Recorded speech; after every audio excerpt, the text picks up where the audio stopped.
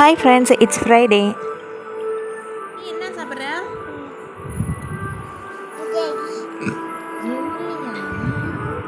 என்னக்கா?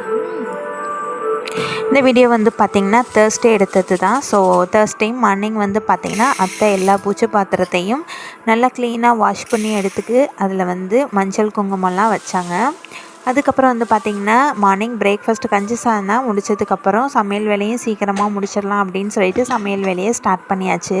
அத்தை சைடில் வந்து பார்த்திங்கன்னா பூஜை பாத்திரத்துக்கு எல்லாத்துக்கும் மஞ்சள் குங்குமம் வச்சுட்டு இருந்தாங்க. பாப்பாவும் தூங்கிட்டு இருந்தா. பாப்பாவுக்கு வேக்சின் போட்ட இடத்துல எந்த ஒரு கால் வீக்கம் கை வீக்கம் எதுவுமே இல்லை. ஸோ நார்மலாக தான் இருந்தா. ஃபீவர் மட்டும் அப்பப்போ வந்தது, மருந்து கொடுத்தோன்னே சரியாயிருச்சு. ஓகே பரவாயில்லாமல் இருக்காவ. ஆஃப்டர்நூன் லஞ்சுக்கு வந்து பார்த்திங்கன்னா வெண்டைக்காய் சாம்பார் தான் வந்து ரெடி பண்ணியிருந்தேன். இந்த வீடியோவில் வந்து பார்த்திங்கன்னா அந்த கட் பண்ணுற சவுண்டு, தாளிக்கிற சவுண்டு இதெல்லாம் சேர்த்து வரும். இந்த வீடியோ உங்களுக்கு பிடிச்சிருக்குன்னு நினைக்கிறேன். எப்படி இருக்குன்னு சொல்லிட்டும் வீடியோவில் மறக்காமல் கமெண்ட் பண்ணுங்கள். இன்றைக்கி வந்து பார்த்திங்கன்னா வெண்டைக்காய் சாம்பார், அதுக்கப்புறம் ரசம், அதுக்கப்புறம் வாழைத்தண்டு கூட்டு. நான் வந்து பார்த்திங்கன்னா பழைய வீடியோலாம் இந்த உருளி டெக்கரேஷன் சொல்லிட்டு ஒரு பாட்டில் வந்து தண்ணி பிடிச்சி அதில் பூ டெக்கரேட் பண்ணி வைப்பாங்க. ஸோ அது மாதிரி வீடியோஸ்லாம் போட்டுட்டு இருந்தேன். ஸோ இப்போலாம் வந்து போடுறதே இல்லை. இன்றைக்கி வந்து பார்த்திங்கன்னா அத்தை வந்து அந்த பாத்திரத்தில் தண்ணி பிடிச்சி அதில் வந்து பூவெல்லாம் வச்சுருந்தாங்க. பார்க்குறதுக்கே ரொம்ப அழகாக இருந்தது.